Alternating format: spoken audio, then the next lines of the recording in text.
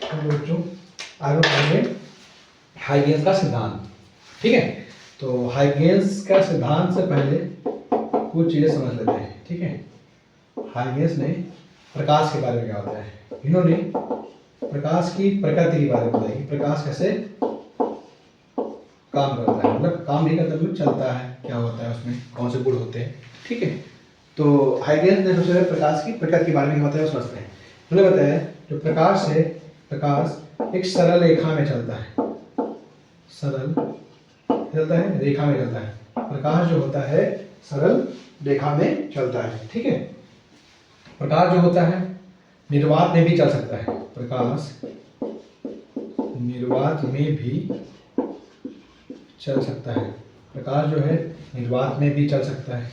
ठीक है, समझिए। और क्या होता है, प्रकाश में क्या होता है परावर्तन, प्रकाश में क्या है परावर्तन है होता है, प्रकाश में क्या होता है अपवर्तन होता है, प्रकाश में क्या होता है परावर्तन होता है, प्रकाश में क्या होता है अपवर्तन होता है। प्रकाश माध्यम में चलता है, तो हर जगह तो माध्यम नहीं है। ठीक है, प्रकाश माध्यम में होकर चलता है, तो हर जगह यानी प्रत्येक जगह माध्यम तो नहीं, वैसे यहाँ पर पृथ्वी है, पृथ्वी चारों वायुमंडल है, तो यहाँ पर तो माध्यम है, और उसके ऊपर अंतरिक्ष वहाँ पे माध्यम नहीं है। तो इन्होंने एक माध्यम बताया, उस माध्यम का नाम क्या था ईथर। इन्होंने कहा ईथर सर्वव्यापी है और इसमें प्रकाश आसानी से चलता है। ठीक है, और क्या होता है प्रकाश में जैसे व्यतिकरण होता है, प्रकाश में विवर्तन होता है, प्रकाश में प्रकाश वैद्युत ध्रुवण घटना होती है, ध्रुवण घटना होती है। प्रकाश जो होता है पदार्थ से इलेक्ट्रॉन को उत्सर्जित कर सकता है, प्रकाश में प्रकाश का वर्ड विषय पर भी होता है। तो इस तरह से बहुत सारे पॉइंट याद रखने, आपको ज़्यादा विषय करने, सिंपल सा हाइगेंस ने प्रकाश की प्रकृति के बारे में क्या बताया हो गया। ठीक है, अगला देखते हैं जो मेन हमको पढ़ना है वो क्या है हाइगेंस का तरंग सिद्धांत। उसके लिए सबसे पहले हमको समझना पड़ेगा तरंगार्ग, तरंगार्ग क्या है। ठीक है, तरंगार्ग को समझते हैं। ठीक है, जैसे मान लेते हैं कोई बिंदु स्रोत है, बिंदु स्रोत है, तो बिंदु स्रोत से क्या निकलती तरंगे निकलती, क्या निकल रही है तरंगे निकल रही।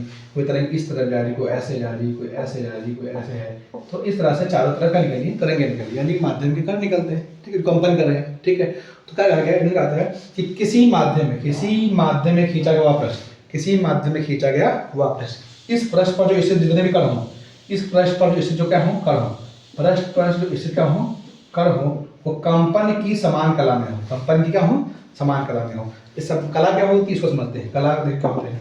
देखिए एक तरंग का समीकरण होता है y बराबर a sine omega T plus क्या होता है kx, omega T plus kx, जो यही है इसी को हम कितने का बोलते हैं कला। तो जो ये कण है, ये कण है, ये कण है, ये कण है, ये कण कोई भी हो, इन सब की जो कला होगी वो सही कला होगी कितनी होगी omega T plus KX, omega T plus KX, omega T plus KX, omega T plus KX, omega T plus KX, omega ऐसे। तो प्रत्येक इस किसी माध्यम में खींचा गया हुआ पृष्ठ, किसी माध्यम में खींचा गया हुआ पृष्ठ, जिस पृष्ठ पर इस जितने भी बिंदु होंगे वो कंपन की समान कला में हो, यानी उनकी जो कला होगी या फेज, कला को अंग्रेजी में फेज कहते हैं, फेज वो क्या होगी तो क्या होगा सेम होगा, समान होगा। ठीक है, तो मैंने इसे बताया कि बिंदु स्रोत था, बिंदु स्रोत से क्या निकली थी तरंगे, क्या निकली थी तरंगे, बिंदु स्रोत से क्या निकली थी तरंगे। तो हमने क्या मान लिया, हमने माना ये जो तरंगों की चाल है मान लेते हैं कितनी है v, कितनी चाल है v है, और t समय में इनकी दूरी कितनी हो जाएगी बताइए। अगर t समय में देखो इनकी चाल मान लेते कितनी है v है, और t समय बाद अगर दूरी बताओ कितनी हो जाएगी, तो दूरी बराबर क्या होता है 4 गुणे समय, तो दूरी बराबर क्या होता है 4 गुणे समय। तो चूंकि एक ही चाल से चल रही है, भी चाल से चल रही है, तो अगर दूरी बताओ, अगर इसकी दूरी कितनी हुई vt हुई, तो इसकी भी दूरी कितनी हो जाएगी vt, इसकी भी कितनी हो जाएगी vt, इसकी भी कितनी हो जाएगी vt सेम रहेगी।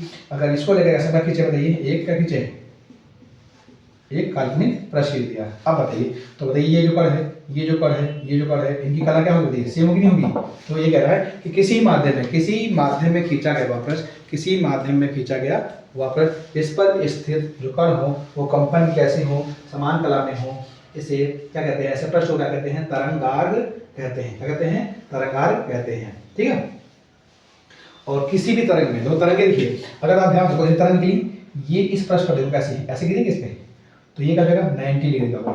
तो तरंगार्ग पे जो तरंगे होती हैं वो क्या रहेगी अभिलंबवत होती हैं। ठीक है, या किसी तरंग का जो तरंगार्ग होगा, किसी तरंग का क्या होगा तरंगार्ग, तरंग के संचरण की दिशा क्या होगा लंबवत होगा। ठीक है, तरंग क्या होगा, संतुलन क्या होगा, लंबवत होगा। ठीक है, अब हम पढ़ते हैं हाइगेंस का तरंग सिद्धांत।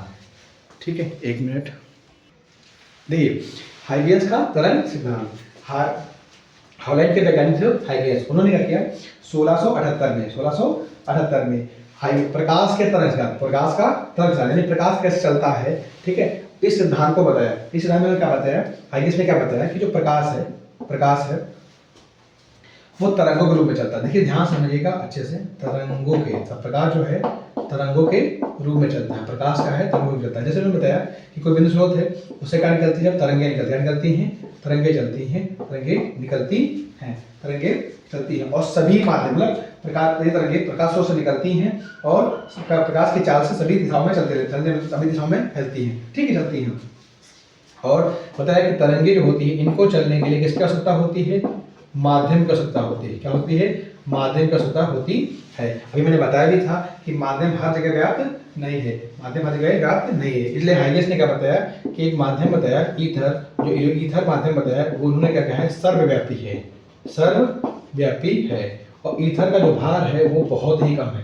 ईथर का जो भार है उन्होंने क्या बताया, बहुत ही कम है। ईथर का भार क्या है, बहुत ही कम है। इसका भार क्या है, बहुत ही कम है।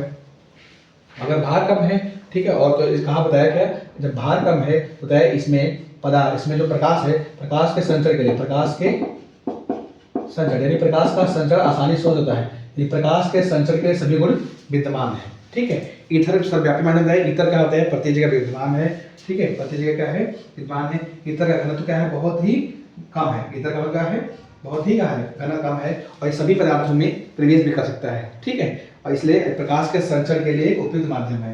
तो इन्होंने क्या बताया कि ईथर हर जगह है, प्रकाश के संचरण इसमें हो सकता है। ठीक है, इन्होंने बताया इसीलिए जब इसका घनत्व क्या है, बहुत ही कम है, भार भी कम है, इसलिए क्या होता है, जो प्रकाश की चाल होती है बहुत अधिक वेग चलती है, बहुत ही अधिक वेग चलती है। कितना वेग होता है बताइए, 3 × 10⁸ मीटर प्रति सेकंड। और जब ये प्रकाश आंख पर गिरता है, आंख पर, तो आंख पर गिरेगा तो रेटिना पे इसका प्रतिबिंब बनेगा, और फिर मनुष्य का दिखाई पड़ेगी, वस्तु दिखाई देने लगेगी। ठीक है, यही था हाइगेंस का तरंग सिद्धांत। अब समझते हैं हम लोग हाइगेंस का द्वितीयक तरंगिकाओं का सिद्धांत। ठीक है।